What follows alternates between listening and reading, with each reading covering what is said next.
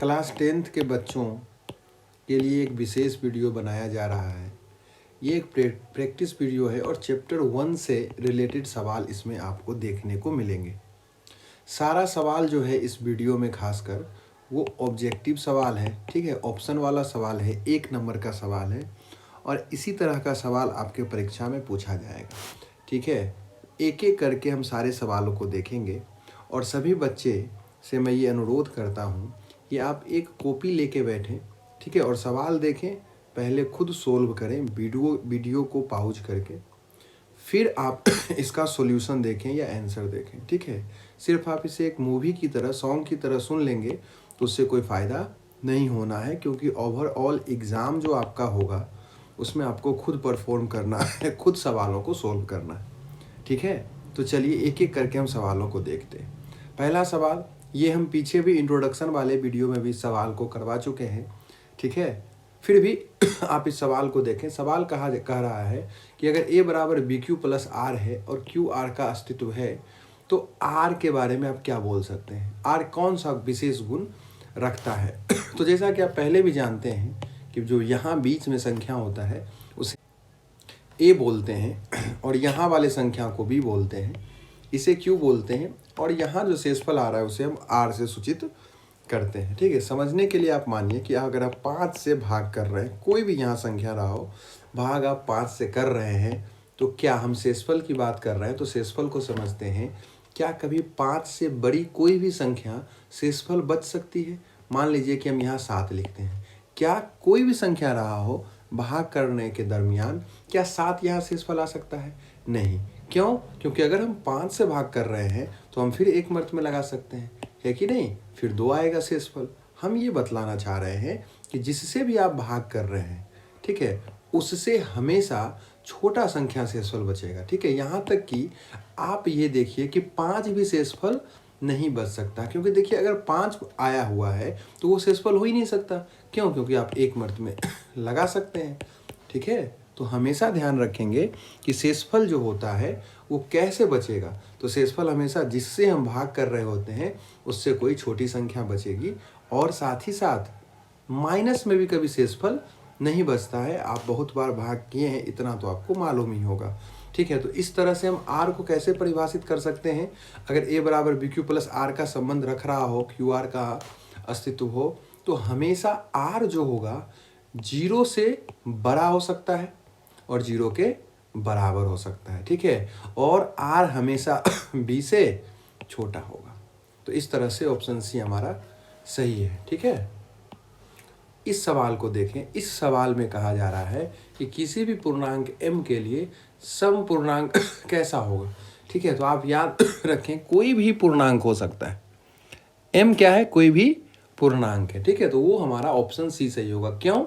क्योंकि आप m की जगह कोई भी पूर्णांक ले वो आपको एक सम पूर्णांक ही देगा। जैसे कि मान लीजिए अपने मन से हम एक पूर्णांक उठाते हैं -5, तो जब -5 आप m की जगह लिए तो 2m में वैल्यू पुट करें आप, 2 गुने -5 क्या आया, -10 आया, जो कि एक सम संख्या आया, ठीक है। आप m की जगह कोई भी मान ले लें, 7 ले लें, तो 2m है तो हम m की जगह 7 रखेंगे, 14 हमेशा आपको एक सम संख्या देगा, ठीक है।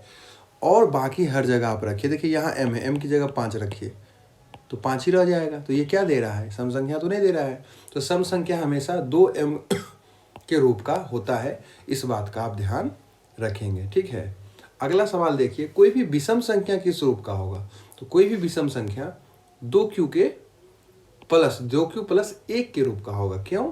क्योंकि 2q जो है एक क्या था, यहाँ आप देखें पीछे वाले सवाल में 2m रहे, 2q रहे, 2p रहे, कुछ भी रहे, 2 गुने एक संख्या, और वो जो भी संख्या रहेगा वो क्या रहेगा, कोई पूर्णांक रहेगा। तो 2q तो एक सम संख्या था। तो कोई भी सम संख्या में 6 एक सम संख्या है, उसमें आप एक विषम संख्या को जोड़े, आपको क्या मिलेगा, हमेशा एक विषम संख्या मिलेगा। इसके कारण आप हमेशा याद रखेंगे कि सम संख्या हमेशा 2q के रूप का होगा और विषम संख्या 2q प्लस 1 के रूप का होगा, ठीक है। q की जगह वो कोई भी संख्या लगा दे, m लिख ले, कोई भी अल्फ़ाबेट दे दे, ठीक है, p दे दे, कोई प्रॉब्लम नहीं है, बस वो m या p जो भी अल्फ़ाबेट रहेगा वो परिभाषित रहेगा कि वो पूर्णांक है। ठीक है, अगला सवाल देखिए। इस सवाल में कहा जा रहा है कि 65 और 117 का जो HCF है उसे अगर हम इस रूप में लिख दें तो m का क्या मान होगा। ठीक है, तो 65 और 117 का जो HCF है उसको इस रूप में लिखा जा रहा है, मतलब कि 65 और 117 का आप पहले HCF निकालें। ठीक है, तो अगर आप HCF निकालेंगे 65 और 117 का तो वो शायद 13 आने वाला है। एक बार आप इसे चेक कर लेंगे। ठीक है, तो ये जो 13 है ये इसका HCF हो गया। ठीक है, तो इसी के HCF को इस रूप में लिखा जा रहा है। तो इसका HCF क्या है, 13 है, यानी कि 13 को जो है 65m घटाओ 117 के रूप में लिखा जा रहा है। अब यहाँ से आसानी से इसे सोल्व करके आप m का मान निकाल सकते हैं। देखिए कैसे, तो 13 और ये माइनस में इधर आके प्लस हो गया। अब इसे आप ऐड करेंगे तो कितना आ जाएगा, 7 3 10 और 3 1 130 आ गया। ठीक है, तो m का वैल्यू क्या हो जाएगा, 2। कैसे आ गया, तो ये गुना में इधर आके भागा और भाग लग के 2 आ गया, तो m का वैल्यू 2 होगा। ठीक है, ये पिछला साल ही सवाल आया। ठीक है, 2020 में ही ये सवाल आया है, तो ठीक है आप इसका ध्यान रखेंगे। देखिए ये सवाल, ये भी एक विशेष प्रकार का सवाल है। यहाँ कहा जा रहा है कि a कोई पूर्णांक है और b कोई पूर्णांक है। ठीक है, और हर पूर्णांक का जब हम आवाज गुणनखंड करते हैं तो वही a का मान दे दिया इतना, कि a जो है इतना है और b जो है इतना है। ठीक है, तो x और y जो है अभाज्य संख्या है। x y क्या है, अभाज्य संख्या है, तो ab का क्या HCF आएगा, ab का HCF क्या आएगा। तो आप खुद देखिए, कोई संख्या a है उसका जब हम अभाज्य गुणनखंड किए तो वो इतना आ गया। क्या आ गया, x क्यूब। x क्यूब को हम क्या लिख सकते हैं, x गुने x, और फिर बाई स्क्वायर को हम बाई गुने बाई लिख सकते हैं। फिर b को हम क्या लिख सकते हैं, x गुने बाई गुने बाई। आप ध्यान रखें कि a कोई संख्या था उसका अभाज्य गुणनखंड किए तो मान लीजिए इतना आया, और b कोई संख्या था उसका अभाज्य गुणनखंड किए तो ये इतना आया। ये कहाँ से लिखे, तो ये सवाल में आप देखिए दिया हुआ है। ठीक है, अब इसका हमें HCF निकालना है। तो HCF कैसे निकलता है किसी भी संख्या का, तो HCF निकालने का क्या रूल है कि जो दोनों में मिल रहा हो उसे मिला के उसके बदले 1 लिख दें। तो x मिला और क्या मिल रहा है, 1 बाई मिला तो आप बाई लिखें, फिर 1 बाई मिला तो 1 बाई लिखें। अब तो कुछ दोनों में नहीं मिल रहा है ना, इस दोनों में कुछ अब नहीं मिल रहा है, तो यही हमारा HCF हो जाएगा, x बाई स्क्वायर, जो कि ऑप्शन बी सही है। इस प्रकार से आप इस सवाल को बना सकते हैं। ठीक है, अगला सवाल देखिए।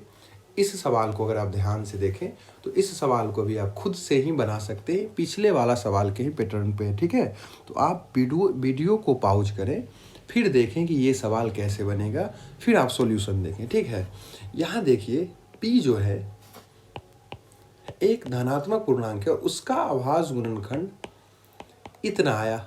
ठीक है, बी स्क्वायर को हम b गुने b लिख सकते हैं, और एक q संख्या था उसका अभाज्य गुणनखंड इतना आया। इसका एलसीएम आपसे पूछ रहा है, तो एलसीएम का क्या रूल था याद कीजिए, पहले जो मिला उसको लिखें, तो जो मिला उसको लिख दिया गया। अब जो नहीं मिल रहा हो उसे भी लिखें, और इस दोनों a को भी लिखें और इसे गुना कर दें।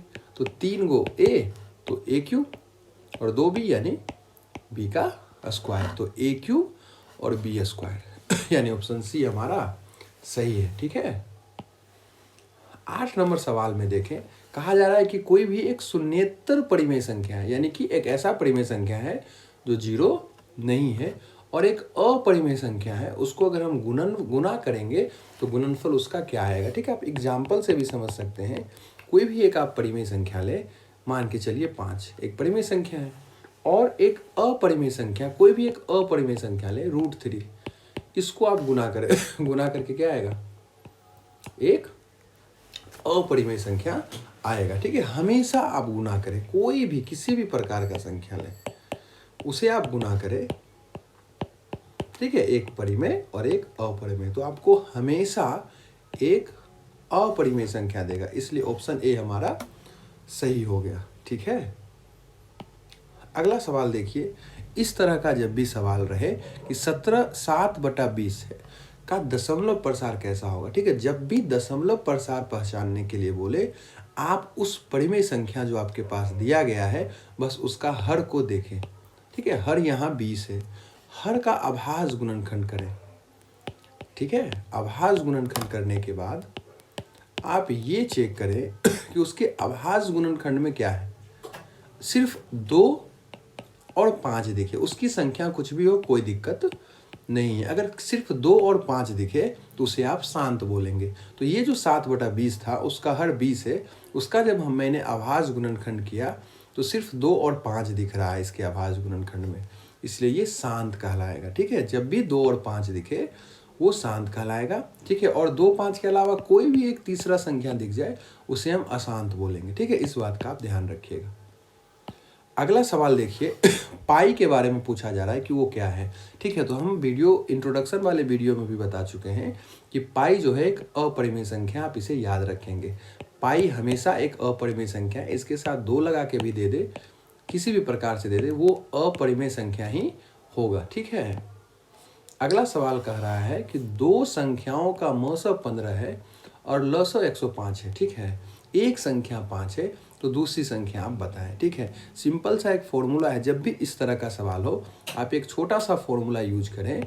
फॉर्मूला होता है म स गुने ल स बराबर पहली संख्या गुने दूसरी संख्या।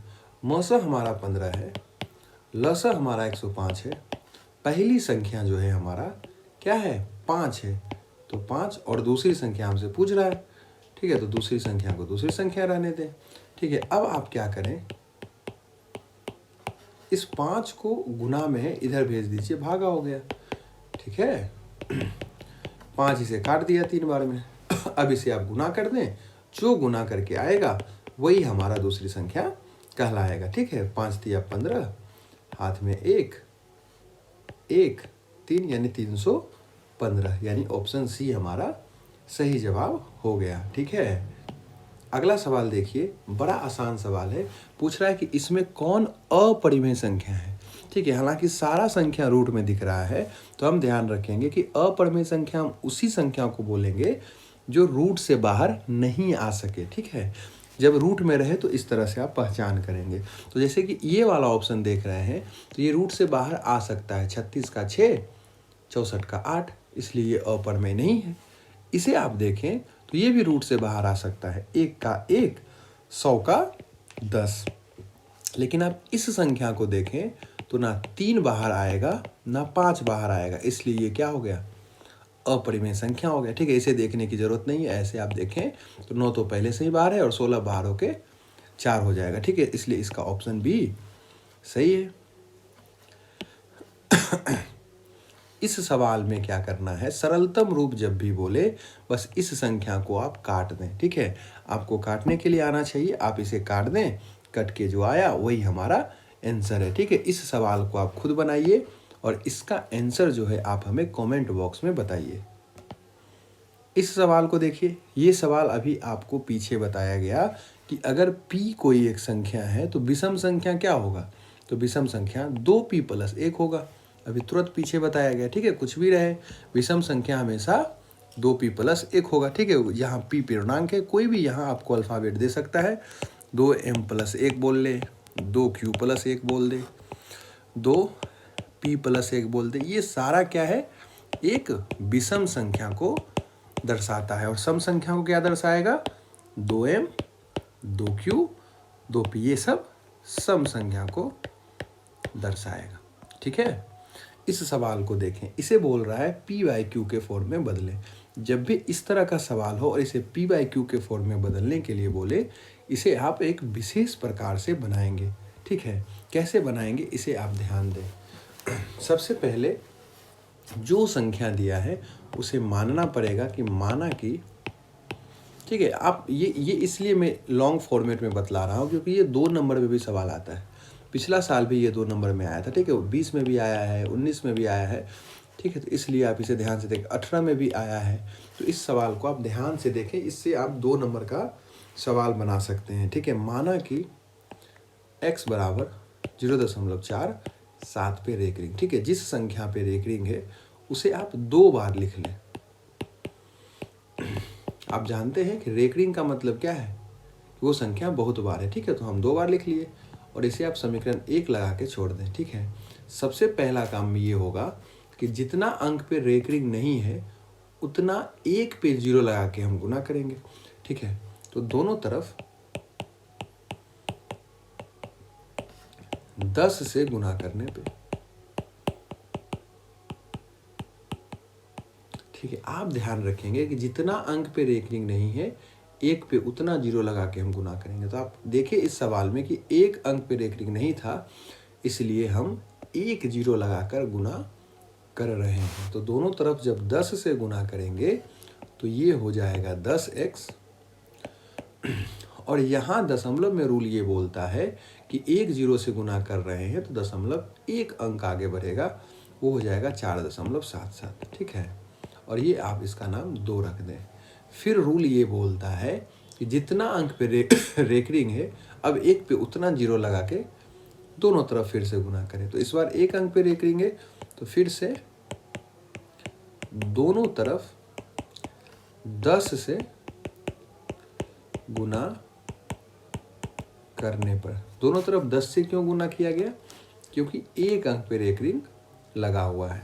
तो इसमें 10 से गुना करने पे ये 100 हो जाना है, और इसको जब आप 10 से गुना कीजिएगा तो फिर 1 अंक दशमलव आगे बढ़ेगा, ये दशमलव का गुना कहता है। ठीक है, चूंकि 7 बहुत बार है तो हम 2 बार 7 को हमेशा लिखेंगे। ठीक है, यहाँ जब 7 1 अंक आगे बढ़ गया, ठीक है, तो एक ही 7 बचा। चूंकि हम जान रहे हैं कि 7 अनगिनत बार है तो दशमलव के बाद एक 7 मैंने यहाँ एक्स्ट्रा डाला और इसका नाम 3 रख दिए। फिर रूल क्या बोलता है कि समीकरण 3 में 2 को घटा दें। ठीक है, तो 3 का जो मान है उसको पहले लिख लें, और जो 2 का मान है यह देखिए इसको फिर लिख दीजिए। 10x बराबर 4.77 और इसे घटा ले। ठीक है, तो ये घट के 90x हो जाना है और ये घट के 43 हो जाएगा। तो x का वैल्यू 43/90 आ गया, जो कि पहला ऑप्शन है। ठीक है, बाकी इस पे हम एक विशेष वीडियो बनाएंगे इस तरह के सवाल पे, जब सब्जेक्टिव 2 नंबर का सवाल का वीडियो जब हम बनाएंगे तो वहाँ फिर से इस सवाल को बनाएंगे।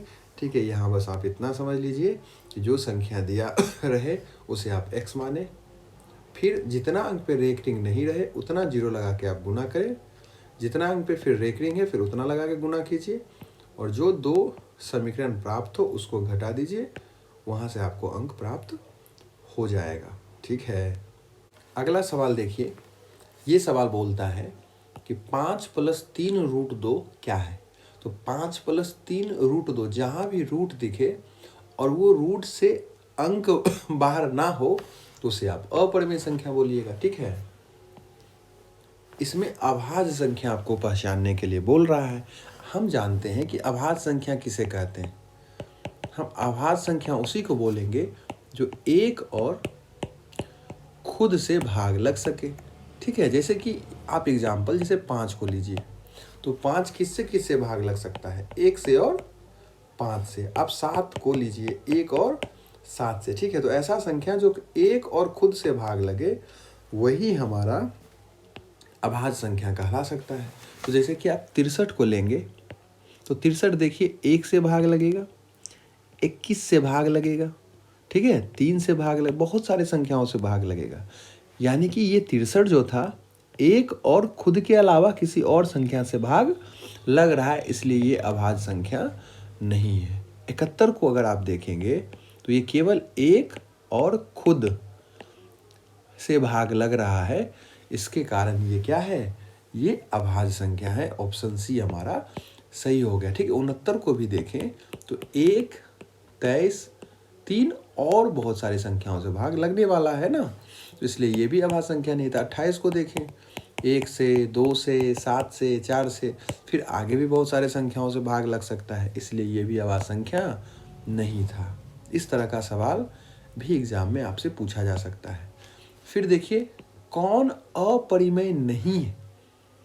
तो अपरिमेय नहीं है का मतलब क्या हो गया कि कौन परिमेय है। तो आप ये पहचान करें कि कौन परिमेय है, ठीक है, क्योंकि बात तो बराबर है, जो अपरिमेय नहीं है वो परिमेय है, ठीक है। तो ये क्या है, अपरिमेय है। क्यों? क्योंकि ये रूट से बाहर नहीं हो सकता। ये क्या है, ये अपरिमेय नहीं है। क्यों? क्योंकि ये रूट से बाहर होकर 5 हो जाएगा, और यही तो सवाल था, इसलिए ऑप्शन सी हमारा सही है। रूट 13 भी बाहर नहीं होगा, 7 भी बाहर नहीं होगा। ऑप्शन सी हमारा सही जवाब। इस सवाल को देखिए, फिर से सवाल पूछ रहा है कि जो परिमेय संख्या आपके ऑप्शन में दिया गया है उसमें शांत कौन सा है। तो हम पढ़े हैं कि शांत उसी को बोलेंगे जिसका हर अभाज्य गुणनखंड करने पे क्या आए, 2 और 5 के रूप का आए, ठीक है। 15 का आप अभाज्य गुणनखंड करें 3 गुने 5 आएगा, इसलिए ये शांत नहीं है। 160 का जब आप अभाज्य गुणनखंड करेंगे तो अब आपको क्या दिखाई पड़ेगा, 2 4 8 16 और 10, यानी कि 2 गुने 5, ठीक है। 2 दूनी 4, 4 दूनी 8, 8 दूनी 16 और 16 दूनी 32 और 32 बचे 160, ठीक है। तो आप क्या देख पा रहे हैं कि सिर्फ 2 और 5 है, और शांत के लिए क्या होगा, वही परिमेय संख्या शांत कहलाएगी जिसका हर जो है अभाज्य गुणनखंड करने पे 2 और 5 दिखे, इसलिए ऑप्शन बी हमारा सही जवाब है। 60 का अभाज्य गुणनखंड करेंगे 2 5 दिखे, उसके अलावा कोई और संख्या दिख सकता है। 35 को आप तोड़िएगा तो 7 गुने 5 होगा, तो ये 7 दिख रहा है, इसके कारण ये दोनों नहीं है। ऑप्शन बी हमारा सही हो गया, ठीक है। ये हम आपको इंट्रोडक्शन वाले वीडियो में भी बता चुके हैं कि 2 लगातार सम संख्या का जो एचसीएफ होता है, जो महत्तम होता है, वो 2 होता है। कोई भी आप 2 लगातार सम संख्या उठाइए, कोई भी, जैसे कि 10 और 12, जब इसका आप एचसीएफ करेंगे तो आपको 2 प्राप्त होगा, ठीक है। रूट 3 क्या है, चूंकि ये रूट से बाहर नहीं हो सकता इसलिए अपरिमेय संख्या है। अगला सवाल फिर से कि कौन अभाज्य संख्या है, ठीक है। तो अभाज्य संख्या उसी को बोलेंगे जो एक और खुद से भाग लगेगा, ठीक है। तो इसका जवाब 11। देखिए 11 क्या है, एक और खुद से भाग लग रहा है, ठीक है। आप वीडियो को पॉज करें और पहले सवाल को खुद बनाएं, फिर आप इसका सॉल्यूशन देखें, ठीक है। ये सवाल भी पीछे बताया गया है। म से दे दिया गया 25, ल से दे दिया गया 50, पूछा जा रहा है कि दोनों संख्याओं का गुणनफल क्या होगा। बड़ा आसान है, फॉर्मूला क्या है कि म से गुने ल से बराबर पहली संख्या गुने दूसरी संख्या। तो चूंकि म से और ल से दिया, यही म से ल से का जो गुणनफल होगा वही तो पहली संख्या और दूसरी संख्या का गुणनफल होगा, और यही तो आपसे पूछा जा रहा है। तो बस जो संख्या दिया गया है 25 और 50, इसे आप गुना कर दें, तो ये गुना करके आपको दिख रहा होगा 1250 आएगा। इसके कारण ऑप्शन बी हमारा सही जवाब हो गया, ठीक है। फिर इसमें आपसे सवाल पूछा जा रहा है कि अभाज्य संख्या कौन है, तो आप इसका जवाब खुद भी दे सकते हैं, ठीक है। वीडियो को पॉज करें, जवाब दें, आगे बढ़ें, ठीक है। ऐसे इसका 23 होगा। 23 जो है एक और खुद से भाग लग रहा है, ठीक है। फिर आपसे पूछा जा रहा है अपरिमेय संख्या नहीं है। कौन अपरिमेय संख्या नहीं, जो रूट से बाहर हो सकता है वो अपरिमेय संख्या नहीं है। आप ध्यान से देखें इस वाले ऑप्शन को, 9 रूट से बाहर होकर 3 हो जाना है, 16 रूट से बाहर होकर 4 हो जाना है, इसके कारण ऑप्शन सी सही है। 15 को देखिए रूट से बाहर नहीं हो सकता, 11 को देखिए रूट से बाहर नहीं हो सकता, ठीक है। इसलिए ऑप्शन ग, ऑप्शन सी हमारा सही है। फिर से पूछा जा रहा है कि कौन परिमेय संख्या है, तो ध्यान से देखिए, रूट 5 जब जुटेगा तो 2 रूट 5 हो जाएगा, तो ये तो रूट से बाहर नहीं हुआ, ये कटेगा लेकिन कट के रूट 3 होगा, तो ये भी रूट से बाहर नहीं हुआ। लेकिन जब रूट 11 को हम गुना करेंगे तो वो 11 आएगा, इसके कारण ये हमारा सही जवाब हो गया। फिर से सरलतम रूप बोल रहा है, आप इसे काट दें, काटने के बाद जो आएगा वही हमारा सही जवाब होगा, ठीक है। इसका जवाब आप हमें कमेंट बॉक्स में बताएं। ये सवाल अभी आपको पीछे बताया गया कि अगर a बराबर बी क्यू प्लस आर रहे, ठीक है, तो आर का कैसा संबंध होगा, ठीक है, ये पीछे बताया गया है। इसका जवाब भी आप कमेंट बॉक्स में हमें बताएं। इस सवाल को देखिए, इसमें पूछा जा रहा है कि कौन अपरिमेय संख्या है, ठीक है, तो अपरिमेय संख्या कौन है, जो रूट से बाहर नहीं हो सकता। इसे देखिए, ये रूट से बाहर नहीं हो सकता, इसके कारण ये क्या है, अपरिमेय संख्या है। कौन अशांत है, हम अशांत उसे बोलेंगे जिसका हर जो है अभाज्य गुणनखंड करने पे 2, 5 के अलावा कोई और संख्या आपको प्रदान करेगा अभाज्य गुणनखंड करने के बाद। तो इस ऑप्शन को देखिए, जब 12 का आप अभाज्य गुणनखंड कीजिएगा तो 3 गुने 2 गुने 2 प्राप्त होगा। तो ये 3 दिख गया, जो कि 2, 5 के अलावा कोई अलग संख्या है, इसके कारण ये अशांत है। ये शांत था क्योंकि हर 5 है, ये भी शांत है क्योंकि इसका हर क्या है, 5 और 5 है, और ये भी शांत है क्योंकि ये 2 गुने 2 गुने 2 होगा, ठीक है। केवल 2 दिखे तब भी शांत, केवल 5 दिखे तब भी शांत, 2, 5 दोनों दिखे तब भी शांत। π/4 क्या है, तो π/4 अपरिमेय संख्या है। ऑप्शन बी हमारा सही हो जाएगा। पाई का किसी भी फॉर्म में सवाल रहे वो अपरिमेय होगा। सिर्फ पाई दे दे, π/4 दे दे, 2 पाई दे दे, ठीक है, इस तरह का रहे वो अपरिमेय संख्या ही होगा। फिर से वही सवाल, 2 क्रमिक सम संख्याओं का HCF, ठीक है, क्रमिक का मतलब लगातार होता है, तो 2 लगातार सम संख्याओं का HCF, इसका जवाब भी आपको कमेंट बॉक्स में देना है, अभी तुरंत बताया गया है, ठीक है। कौन परिमेय संख्या है, तो परिमेय संख्या हम उसको बोलते हैं जो रूट से बाहर हो सकता है, ठीक है। ये रूट से बाहर नहीं हो रहा है, ये रूट से बाहर नहीं हो रहा है, ये रूट से बाहर नहीं हो रहा है, ये भी रूट से बाहर नहीं हो रहा है, लेकिन रूट वाला संख्या आपस में कट रहा है और केवल 2 बच रहा है, और 2 क्या है, परिमेय संख्या है। इसके कारण ऑप्शन सी हमारा सही जवाब हो गया। ये सवाल को देखें, पीछे भी करवाया जा चुका है कि HCF 15 है, LCM 90 है, तो संख्याओं का गुणनफल क्या होगा, ठीक है। तो फॉर्मूला होता है HCF गुने LCM बराबर पहली संख्या गुने दूसरी संख्या। तो HCF LCM जो है पहली संख्या दूसरी संख्या के गुणनफल के बराबर होगा, और 15 और 90 आपके पास मौजूद है। 15 90 को गुना कर दें, जो गुना करके आएगा वही आपका आंसर, ठीक है। अभी ये 2 से 3 टाइप का ऑब्जेक्टिव आपको बताया गया है। अभी बहुत सारा ऑब्जेक्टिव अभी और हम लाके आपको देंगे, और साथ ही साथ सब्जेक्टिव का भी सवाल आपको पहला चैप्टर से मिलेगा, ठीक है। आप हमें कमेंट करके ज़रूर बताएं कि ये वीडियो आपके लिए फ़ायदेमंद हो रहा है कि नहीं हो रहा है, यूजफुल है या नहीं है।